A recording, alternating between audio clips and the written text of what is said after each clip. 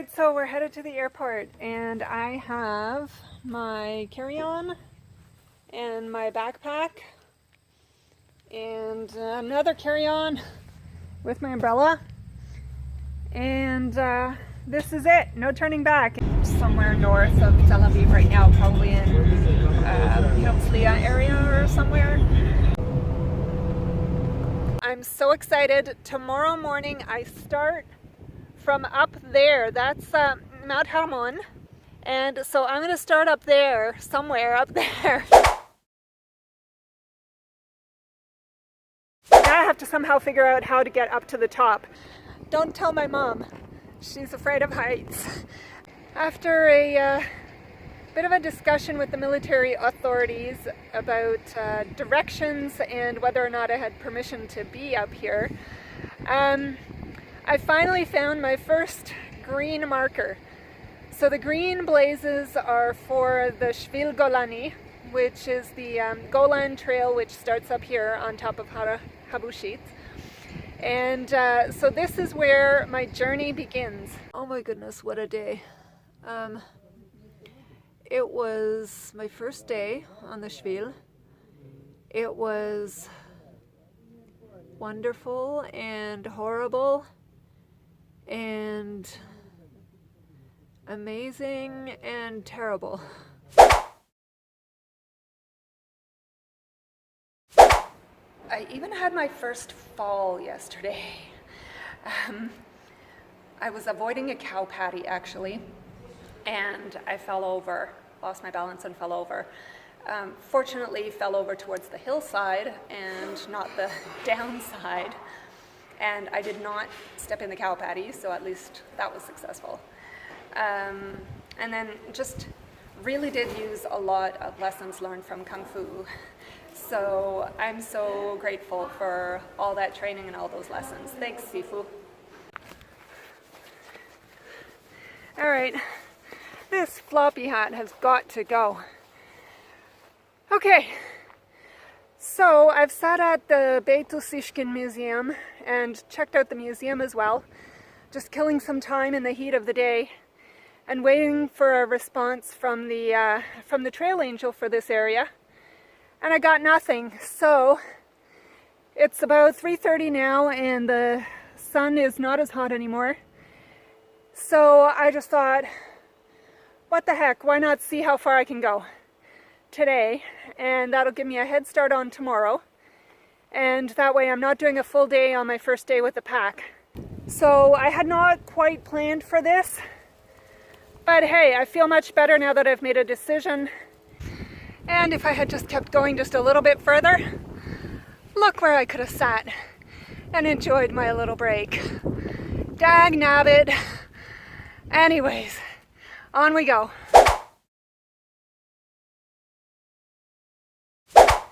I'm so glad I did those first 9 kilometers yesterday. So I've already walked probably about 2 kilometers. One of it official Shvil. And I'm dripping with sweat. So this heat is clearly messing with my head. The sign says danger something or other, and there's a skull and crossbones. It's the only place that I could find to go pee. Brand new trail marker. This is the place where the trail exits the city of Arad and heads into the desert. So wish me luck. We just climbed up from way down there, and I don't know for sure. I just hope we're not climbing all the way up there, but I have a bad feeling. Anyways, we're gonna take a break. Question: how on earth did this car get here? What is it doing here on the middle of the hillside in the middle of nowhere?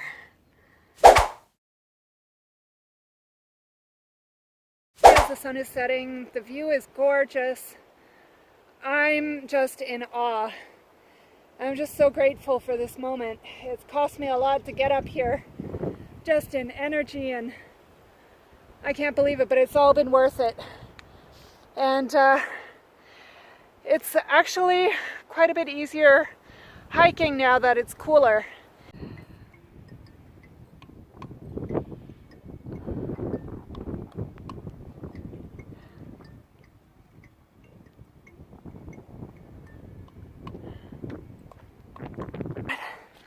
That's the Dead Sea. Oh, it's so long since I've been here, and I'm so happy. Like, just amazing. We're gonna get a whole lot closer because we're gonna get into it, but I don't know if I can get any pictures of that because I don't want to ruin my phone in the salt water. But I will try to get that for you. But I am definitely going to get in there. Even now I wanted to just stop and listen to the quiet of the desert, but just on the other side of this mountain is that highway that I pointed out. So I'm not sure that I get the quiet of the desert in any event, but I'm going to try and see if I can give you even a slightest bit of a feel.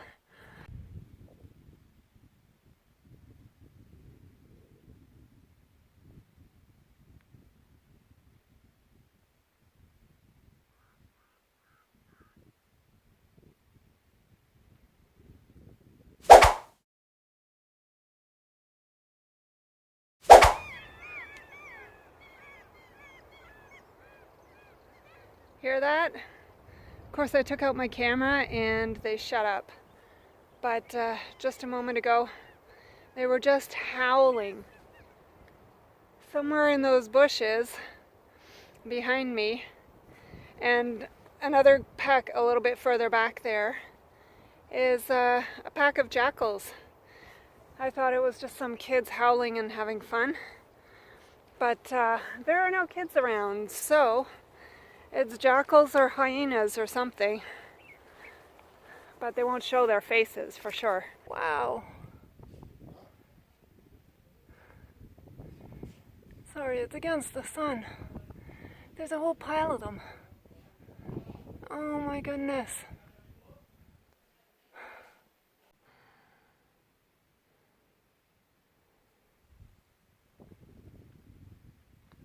Oh, and there's more.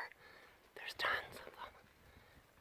Absolutely tons and tons and tons of them. Look at that. Wow.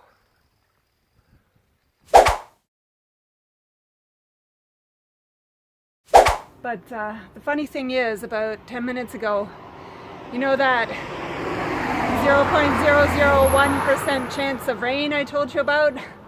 Well, I felt a raindrop. One. It might not even rain at all in the end. But I don't like to be out in the open when there's thunder and lightning in the air, so I think this is probably the better part of valor. Definitely. You heard that.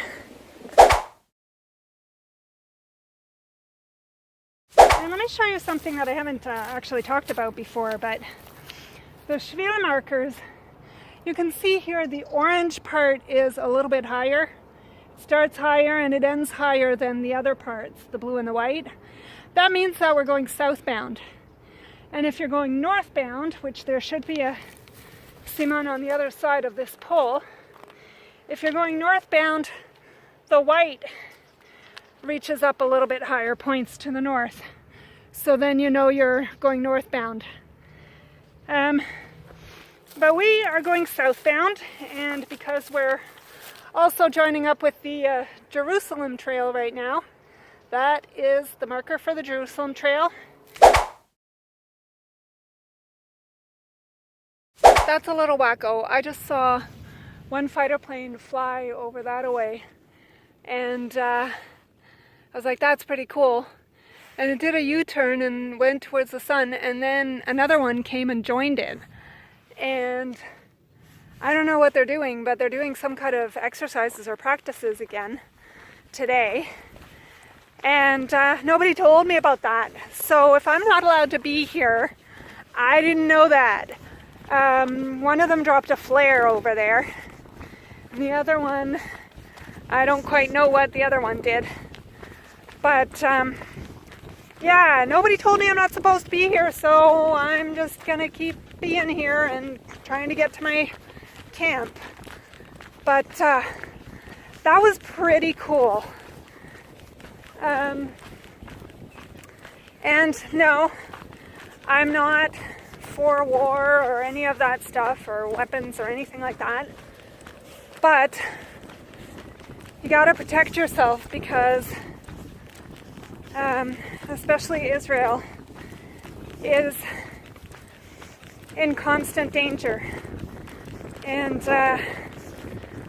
so just seeing these like ace pilots do the things that they do because they have to do it to protect their country is just, it's like amazing. It's really, I mean, this sounds weird, but it's kind of a privilege to be down here and to see them practicing their maneuvers.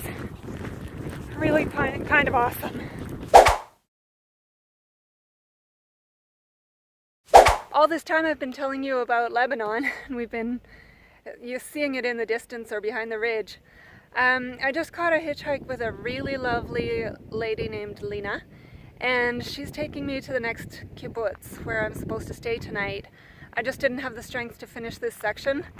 And this is actually the fence to Lebanon. The other side of this fence is actually Lebanon, and we've been driving along it for a little ways. There's a military outpost right there, and if I go over here, you might be able to see the sign over there says stop, border ahead. So we are actually really at the border to Lebanon, which is pretty amazing. That fence right there is the continuation of the border fence we saw over there. So just the other side of that fence, right there, like right there, is Egypt. And then it goes down in that canyon down there. Wait, where is it? Down there. And you can see it, and it's like so close. I could reach out and touch Egypt.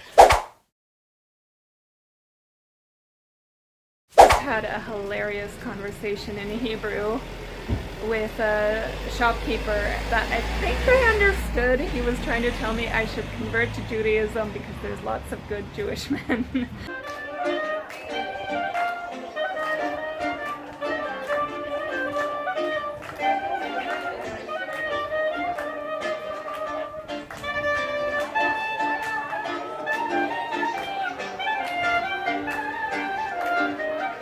I'm walking around this little Arab town looking for supplies, and there's roosters walking down the street. So this is, like I said, it's apparently the only like fully Arab village on the Mediterranean Sea. I'm told it's the poorest village in all Israel, and it has a lot of reported crime, and the Shvil goes right through here, and the people who are running the guest house where I'm staying are trying to run it as a social project, and I'll try to get some of them to speak about it some more, but they have a bunch of projects that they're working with youth leadership and women's employment and empowerment projects, and they have like down by the sea they have a project where kind of a WeWork type of project where you can rent kind of an office space by the sea and do some work.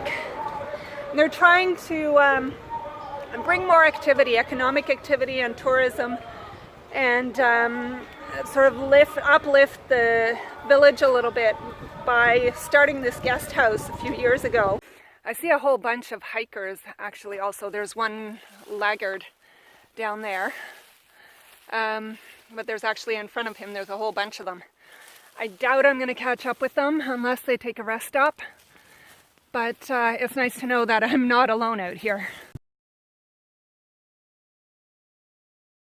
I'm dying. There's so many beautiful things and I can't buy anything because I can't carry it. We're in the shuk in the old city and I'm holding myself back from going into the stores because I can't carry anything in my pack. And just everywhere you look, just more and more mosaics and ruins and archaeological preserved sites. It's just magnificent. So it's a cave, and they've done archaeological digs in there. There's all kinds of evidence of like human habitation in prehistoric times. Holy smokes! So here I am, just about to take off from Beit Hanania, and I was just about to walk right by this, but right behind me is the beginnings of a Roman aqueduct. And it's just here, plunked in the middle of, you know, on the edge of town of Beit Hanania. Incredible. So I turned a corner, and I don't know how well you can see it because of the sun, but that, I believe, is the Hadassah Medical Center, which I need to go by to get to Jerusalem. But this is so wild. You have like ancient agricultural lands right behind me. And then right in front of me, one of the most modern medical centers in the world. That was kind of ironic. I've climbed mountains, clambered over rocks, slid and bum maneuvered down cliff sides, and the first time I had to break open my first aid kit was walking down the beach. And then as we're chit-chatting and eating a bite, who should show up but one of the search and rescue guys from the other night.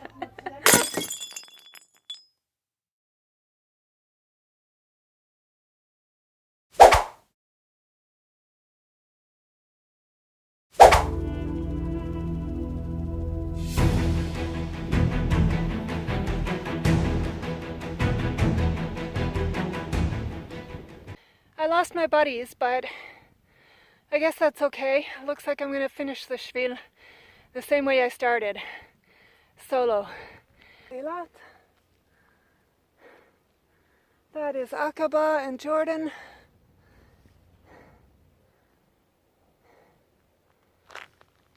And I think I found my lost hiker buddies. This is the end of the Shvil. Well, that's a bit of a disappointment. I thought there was going to be a gate like the other end. Well, actually, originally I didn't think there was, but then somebody told me that there was a gate like at Kibbutz Dan, which I thought was strange because I've never seen any pictures of it, but apparently this boulder is it.